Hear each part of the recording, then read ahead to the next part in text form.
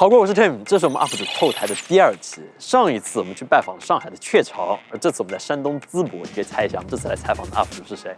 那没错，就是导演小策。他是我个人非常喜欢的一位博主，产出过众多优质的内容，粉丝增量也非常的夸张，从几万到上百万，只在短短时间内就实现了。他的视频播放量也往往在100万甚至上1000万，这些都有。那他是怎么样来塑造出这些鲜活的人物？无论是刘大鹅还是三炮哥，这是我们今天要来探秘的但我们想做的不止这些，我们现在给他准备了一些礼物。那当然，另外还有他付出的一些代价。走，策导，哎嘿，来先行大礼。先加个麦。见面第一次，专业，先给你加上。哇，你们这边比我想的大好多。哇，造的好好。你们装了多久？装修这边？装了，我没管装修，老板管装修。可以的。对，那你是什么老板娘？我是老板娘。我给你介绍一下我们这个环境嘛，行吗？这是 director 哎呦，你这里比我这好多了。哇，你这好多书大部分80%都没看过。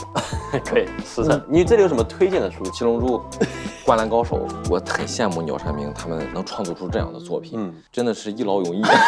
真的假的？然后还有什么推荐的？比如说文字型的书。文字型的，好点子都是偷来的。他其中有一句是说的是借鉴一个人一个大师的时候，人家说你是偷；当你借鉴这种几十种大师的时候，你就是牛逼了，你就成了大师了。我买这些书就是为了偷。鲁迅就是写小人物，我之前也拍过一个王三炮嘛，去买酒去了，人家说你欠的账还还不还？孔乙己不是就是这个情节吗？小人物在任何时代都是相通的，每个人心里都有阿 Q。这是我公司。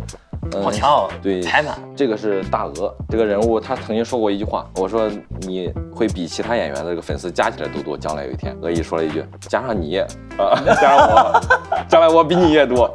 这不是剧本吗？我不喜欢这个，应该是不会写分镜。就是你看这么多字，写分镜得写到啥时候？所以你不画分镜？不画分镜，就得一遍遍的看。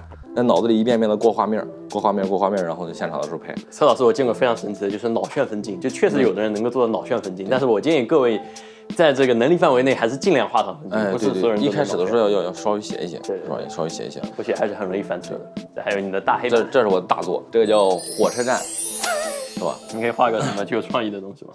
那没问题，非常快哈，不耽误大家太多时间啊。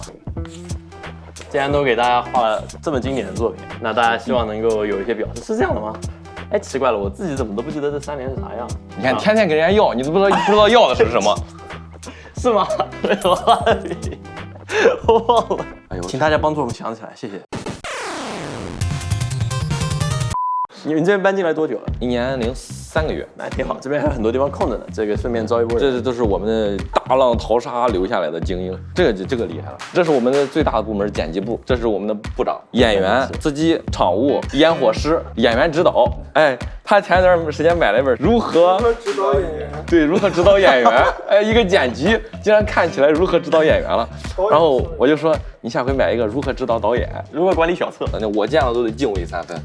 现在说话横起来了，小策，过来看一下片子。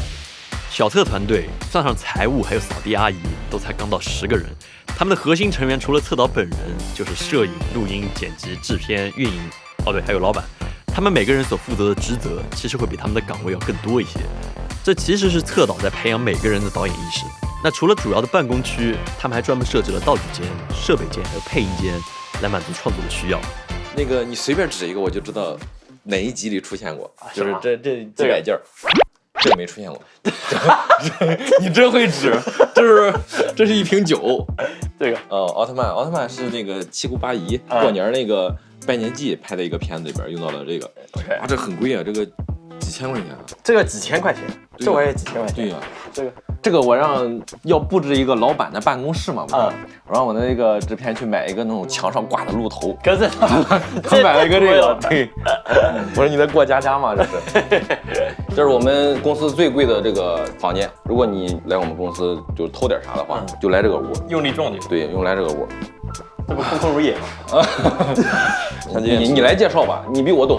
那我来大家参观一下策导这里。首先，策导这里有一个价值135块钱的这个三脚架，直播用非常方便，价值135非常好。你们录音配置还是很全的。对，这个猪笼，这个叫猪笼，就是防一点微风的。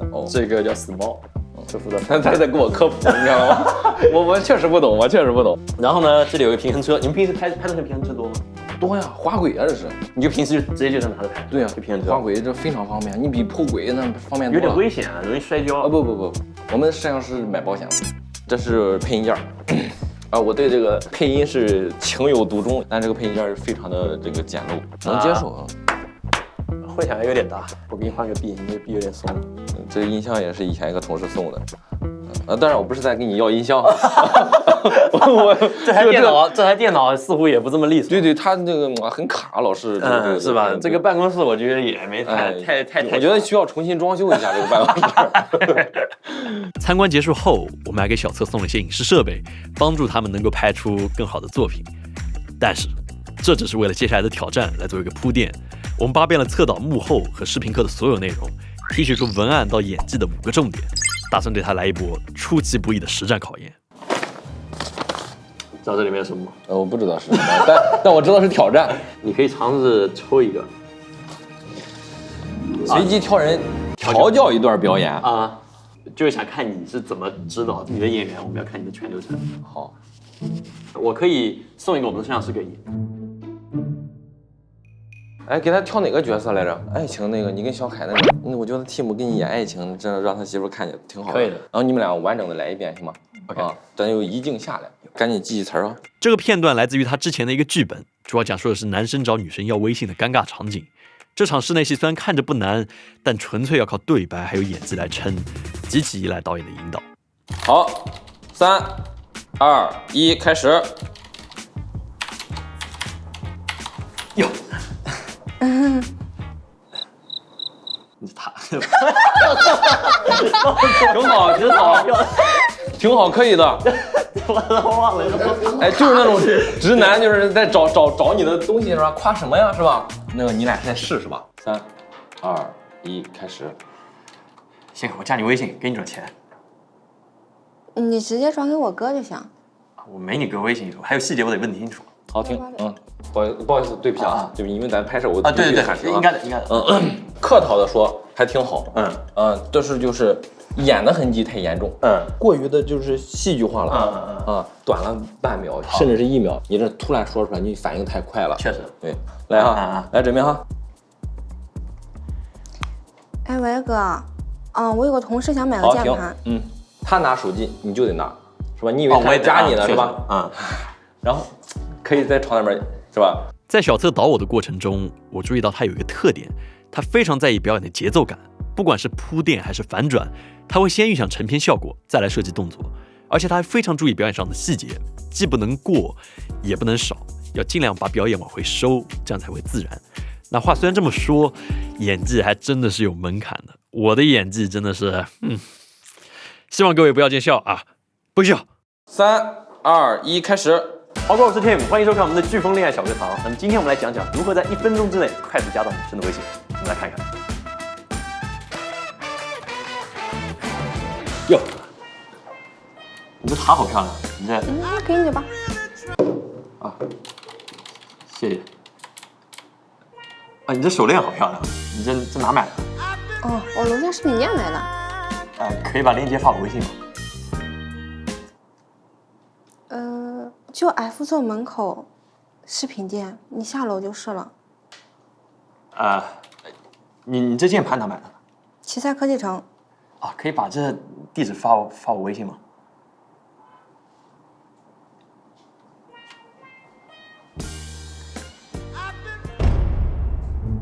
哎，喂哥，我有个同事想买个键盘，你送过来呗。1000啊，之前不是300吗？没活动了。你还要吗？那个，咋？谢谢，我加你微信，我把钱转你。你直接转给我哥就行了。我没你哥微信，我还有这个细节。533。我加你微信，你推给我。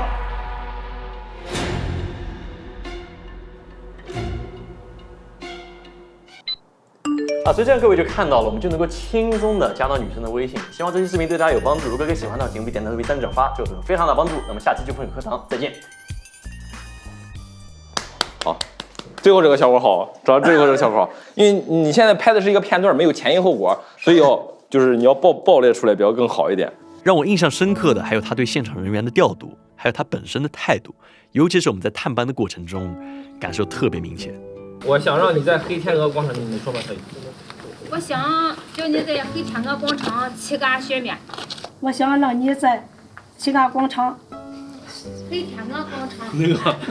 3、2、1，开始。我想在黑天鹅广场的小面。七嘎小面。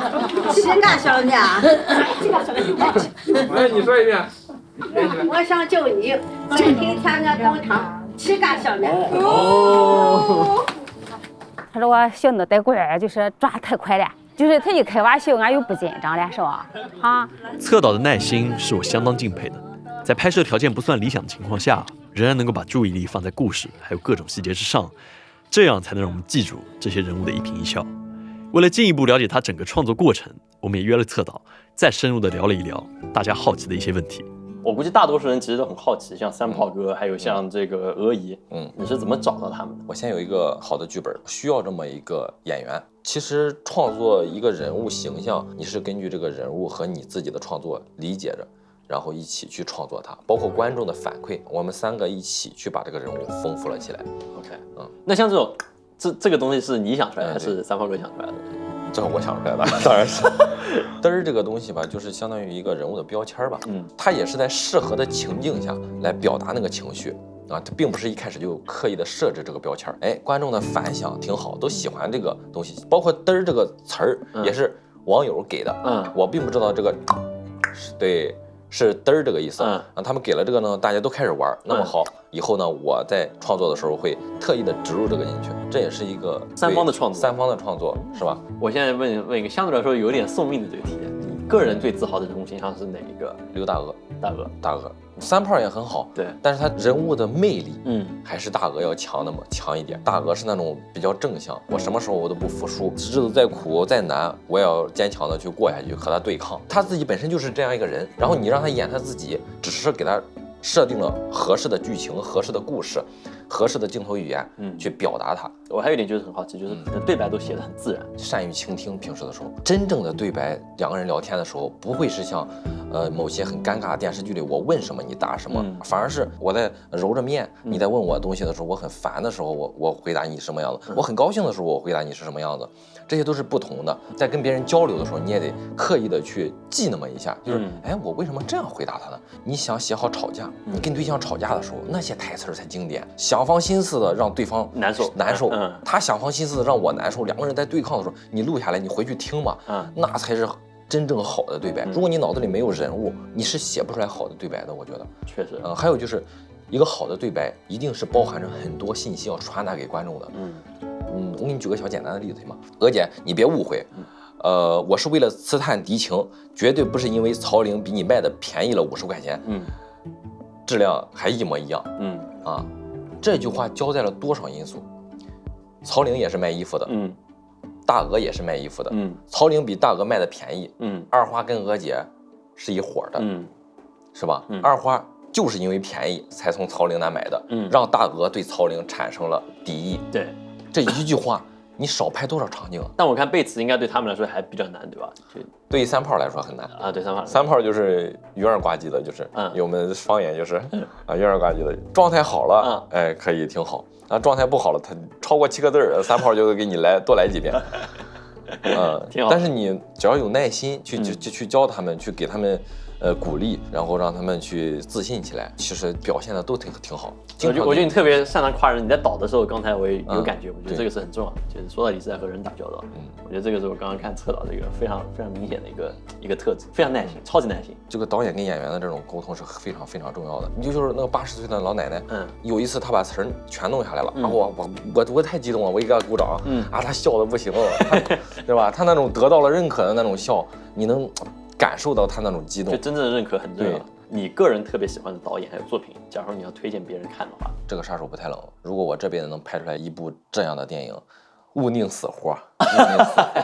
果然创作者都是一样的。我也觉得，假如有一天我能做《星际穿越》这样的这种，哎，对对，能有这种强的情感东西，你牛逼！你的这个那没有目标比我要大一点。那没有吧？好像这个没不分高低吧？吕克贝松，你其实这样就你看我们两个目标就这个凸显了我们两个的这个野心吗？不是野心，是创作形式的不同。我是对杀手不太冷他塑造的人物还有那个故事，那种感觉的太棒了。是的，故事，侧岛最强调的还是故事。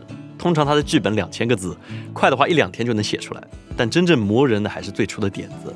他会从热点事件、八卦传闻和自己的观察中提取人物的原型，再延展出大家有共鸣的故事。我想起来那个砍价之王那个创意，我想了7天，我那7天快跳楼了都，我想不出来怎么去嫁接。当我想出来的时候，我兴奋的我光着上半身我就录下来那种兴奋了。我终于找到这个题的答案了，而且这没有一个题，你得先造一个题，然后再解出这个答案。那种兴奋感，其实难点就在于创意阶段。其他没有难点了，我从来没有一个本子流产过啊，除非是弄丢了、忘了或者是忘了。弄丢了开心啊，丢过很多剧本，就是我有一个观念，就是再烂也要坚持把它拍完。那个过程你不会很痛苦？你不觉得放弃更好吗？不会，放弃了会更痛苦。算了，你这么烂不拍了，是吧？但你还有遗憾，你遗憾这个片子如果完成了会是什么样子呢？我也不确定一个片子完成之前它到底是什么样子。就这个可能性放在这里，假如你不去做完它，应该会遗憾很久。我以前就有一个片子我放弃，我现在还很遗憾，是吧？对，就一直记得。这次走入小策团队的后台，其实我感触最深的就是他们的进步速度。许多团队成员都没有影视行业的背景，甚至从来没有拍过东西、演过片子，但他们就是在这种高强度的创作环境之下，迅速地成长了起来，再到现在独当一面。包括小策自己也是，现在再来看他初期的片子，会显得非常稚嫩，但这也正是做视频的魅力所在，它会留下你所有的成长痕迹。而高频的更新就像是一场场的试炼，观众的反馈也无比真实，有时候甚至真实的难以接受。但当你保持着这个节奏一直前进，你会被你的进步速度所给震撼到的。到头来回到很多朋友问过我的一个问题：当 UP 主需要做哪些准备？我想无论是小策还是我，答案应该都是一样的。现在开始。我觉得我也不是离地不如来那么难。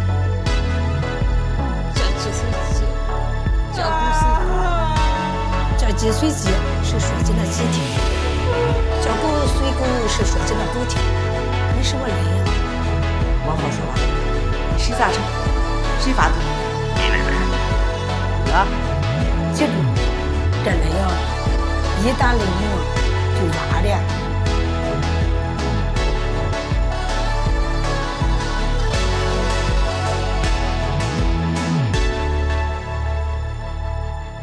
你觉得你会做长片吗？会，会，一定会。勿宁死乎嘛。